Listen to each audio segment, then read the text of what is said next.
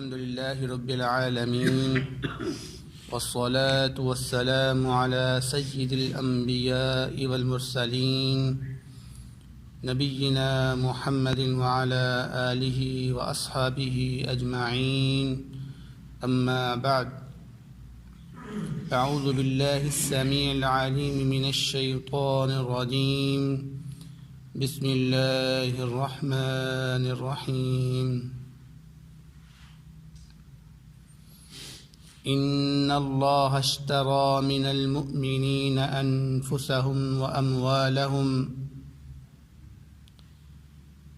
بے شک اللہ رب العزت نے خرید لیا ہے مومنوں سے ان کے مالوں کو اور ان کی جانوں کو بِأَنَّ لَهُمُ الْجَنَّةِ کہ اس کے بدلے میں وہ ان کو جنت دے گا یقاتلون فی سبیل اللہ وہ جنگ کرتے ہیں اللہ کے راستے میں فیقتلون ویقتلون اور وہ قتل کرتے ہیں اور قتل کیے جاتے ہیں وعدن علیہ حقا اس کا اپنے اوپر جو ذمہ ہے جو وعدہ ہے وہ حق ہے فی التوراۃ والانجیل والقرآن تورات میں اور انجیل میں اور قرآن میں ومن اوفی بعہدہ من اللہ تو اس اللہ رب العزت سے زیادہ اپنے وعدے کو پورا کرنے والا کون ہو سکتا ہے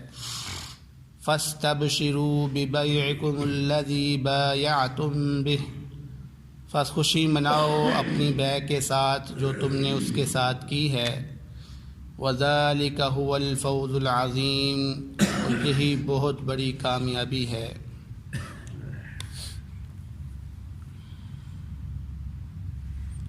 سورۃ التوبہ کی آیت نمبر 111 آپ کے سامنے تلاوت کی گئی ہے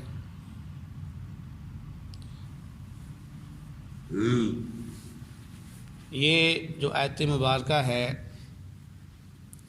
اس میں اللہ رب العزت مومنوں کو جہاد کی ترغیب دلا رہے ہیں اور یہ جہاد کی ترغیب کے لیے بہت ہی مؤثر آیت ہے اس میں اللہ رب العزت خود مومنوں کے ساتھ سودا کر رہا ہے عام طور پر ہم لوگ آپس میں سودا کرتے رہتے ہیں لیکن اس موقع پر اللہ رب العزت اپنے بندوں سے سودا کر رہا ہے اور وہ سودا کیا ہے کہ تم اپنی جانیں اور اپنا مال مجھے دے دو میں بدلے میں تمہیں جنت دے دوں گا یعنی اس سے بڑھ کر بھی کوئی اچھا سودا ہو سکتا ہے تو اللہ رب العزت اپنی ذات کو خود پیش کر رہا ہے سودا کرنے کے لیے کہ اے مومنو تم آپس میں تو سودا کرتے رہتے ہو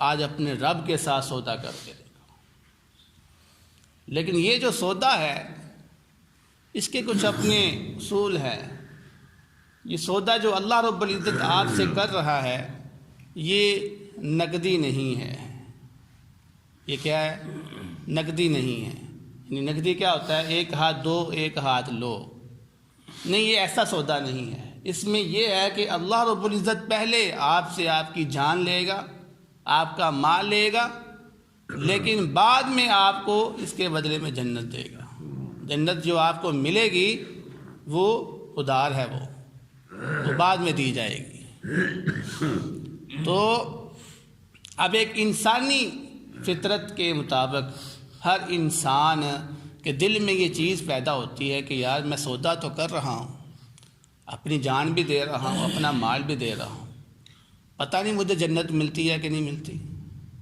انسان کے ذہن میں یہ بات آتی ہے اور اللہ رب العزت اسی انسان کو پیدا کرنے والا ہے اور اس انسان کے ذہن کے اندر یہی فطرتی چیزیں ڈالنے والا وہی ہے تو اللہ رب العزت اب اپنے ان بندوں کو یقین دہانی کروا رہا ہے اور وہ کیا کہہ رہا ہے فرمایا وعدن علیہ حقا کہ اس کا جو وعدہ ہے وہ حق ہے وہ سچا ہے یعنی وہ اپنے ذمے جو کام لیتا ہے اس کو پورا کرتا ہے اور یہ بات اس نے صرف آپ کو نہیں بتائی بلکہ تورات کے اندر بھی اللہ رب العزت نے یہ بات کی ہے، انجیل کے اندر بھی اللہ رب العزت نے یہی بات لکھی ہوئی ہے، اور قرآن کے اندر بھی اللہ رب العزت اس کو یہ لکھ رہا ہے۔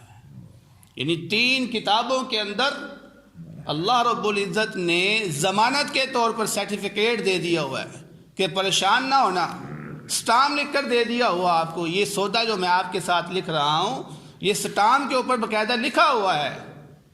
اور اس سے بڑھ کر سٹام کیا ہو سکتا ہے کہ اللہ رب العزت اپنی آسمانی کتابوں میں اس کو ذکر کر رہے ہیں، تورات کے اندر، انجیل کے اندر، قرآن کے اندر۔ کیوں؟ تاکہ کوئی شخص اپنے ذہن میں یہ چیز نہ لے کر آئے کہ یار پتہ نہیں ہمیں جنت ملے یا نہ ملے۔ اس لیے اس سودے کے اوپر آپ مطمئن ہو جائیں، یقین کر لیں کہ یہ سودا جو آپ اللہ رب العزت کے ساتھ کرنے والے ہیں اس کا آپ کو فائدہ ہی فائدہ ہوگا۔ اور آگے اللہ رب العزت کیا فرما رہے ہیں؟ وَمَنْ أَوْفَى بِعَهْدِهِ مِنَ اللَّهِ، کہ اللہ رب العزت سے بڑھ کر اپنے وعدے پہ پورا اترنے والا کون ہو سکتا ہے؟ بھلا کوئی ہے ایسی ذات جو اپنے وعدے پر وفا کرنے والی ہو اللہ رب العزت سے بھی زیادہ؟ نہیں، اللہ رب العزت سب سے زیادہ وفا کرنے والا ہے اپنے وعدے کا۔ اس لیے اے مومنو تم لوگ پریشان نہ ہو، بلکہ کھلے دل اللہ رب العزت سے یہ سودا کرنے کے لیے تیار ہو جاؤ۔ فرمایا فَاسْتَبْشِرُوا بِبَيْعِكُمُ الَّذِي بَايَعْتُمْ بِهِ، اور خوشیاں مناؤ اس سودے کے اوپر، خوشیاں مناؤ اس سودے کے اوپر جو تم نے اللہ رب العزت کے ساتھ کی ہے۔ اسی طرح حدیث مبارکہ میں حضرت ابو ہریرہ رضی اللہ تعالیٰ عنہ بیان فرماتے ہیں کہ رسول اللہ صلی اللہ علیہ وسلم نے فرمایا کہ اللہ رب العزت نے ہمیں ضمانت دے دی ہوئی ہے، اللہ رب العزت نے ہمیں ضمانت دی ہے کس چیز کی؟ کہ جو شخص اس کے راستے میں جہاد کرے گا اور اس کی بات کا یقین کرے گا اللہ رب العزت اس کو بدلے میں جنت میں داخل کر دے گا، یا تو جنت میں داخل کر دے گا یا اس کو اس کے گھر کے اندر اجر اور مال غنیمت کے ساتھ واپس لٹا دے گا جس گھر سے وہ جہاد کرنے کے لیے نکلا تھا۔ یعنی اللہ رب العزت کی طرف سے ضمانت ہے یہ، اور مومنوں کو یقین دہانی کروائی جا رہی ہے۔ اسی طرح حضرت مغیرہ بن شعبہ رضی اللہ تعالیٰ عنہ جب اپنے ساتھیوں کے ساتھ مل کر ایران کی طرف جہاد کرنے کے لیے جاتے ہیں تو ایران میں کسریٰ کا جو جرنیل تھا اس نے مغیرہ بن شعبہ رضی اللہ تعالیٰ عنہ سے پوچھا کہ تم کون لوگ ہو، اپنا تعارف تو کرو، کہاں سے آئے، کون ہو تم؟ مغیرہ بن شعبہ رضی اللہ تعالیٰ عنہ نبی کریم صلی اللہ علیہ وسلم کا تعارف کرواتے ہیں اور پھر اسلام کا تعارف کرواتے ہیں، اور اس کے بعد پھر کہتے ہیں کہ ہمارے نبی صلی اللہ علیہ وسلم نے ہمارے رب کا ہمیں پیغام پہنچایا ہے۔ کس کا پیغام؟ ہمارے رب کا۔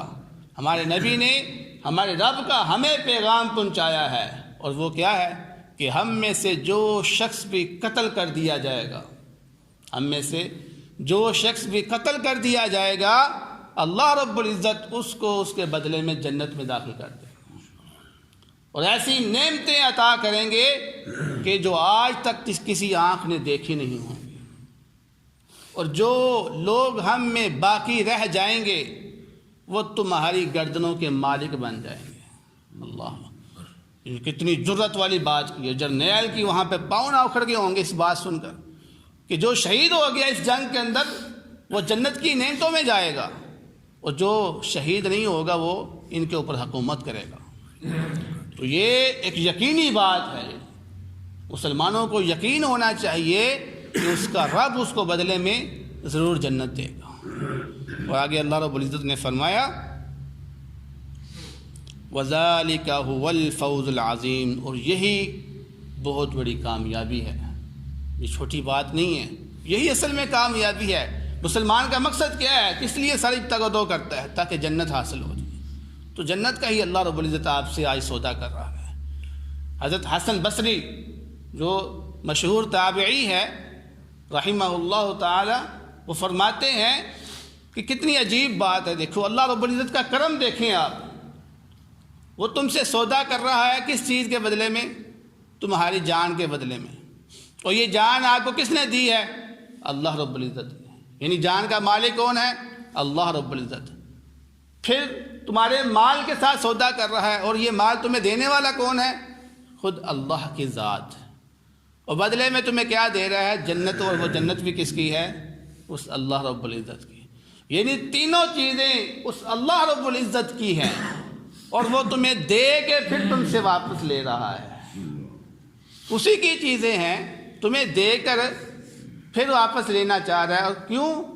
تاکہ تم جنت حاصل کر سکو، تاکہ تم جنت حاصل کر سکو. تو یہ اللہ رب العزت کا کرم ہے تم پہ. دیکھو یہ اسی طرح ہے جس طرح عام طور پر ہم جو ہے نا وہ چھوٹے بچوں کو کچھ چیز دیتے ہیں، اور چیز دے کر ہم واپس مانگتے ہیں، تو ہم کیا کرتے؟ بچہ کیا کرتا ہے؟ میں نے نہیں دینی. ہمارا حال بھی بچوں والا ہوا ہے.